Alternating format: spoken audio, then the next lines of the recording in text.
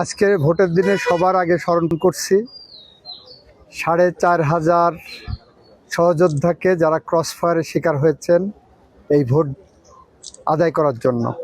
৭০০-র উপরে সহযোদ্ধা যারা গুমের শিকার হয়েছেন, জুলাই বিপ্লবে যারা শহীদ হয়েছেন তাদেরকে স্মরণ করছি। জুলাই বিপ্লবে যারা আহত হয়েছেন, যারা বিজয়ী হয়েছেন।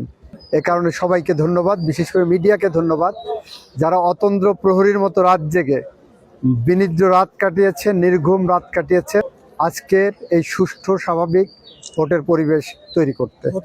গত নির্বাচনের থেকে এবার নির্বাচনের পার্থক্যের জায়গাটা হলো ক্যান্ডিডেটরা নির্ভয়ে নিঃসংক চিত্তে তারা ক্যাম্পেইন করতে পেরেছেন, ভোট চাইতে পেরেছেন। ভোটাররা নিঃসংক চিত্তে ভোট দিতে আসতে পেরেছেন, কারোর ভোট রাতে হয়ে যায়নি। কিংবা আরেকটা পার্থক্য আছে, মৃত মানুষ কবর থেকে উঠে এসে কোনো ভোট দিয়ে যেতে পারেনি। আমি জয়ের ব্যাপারে আমি আশাবাদী।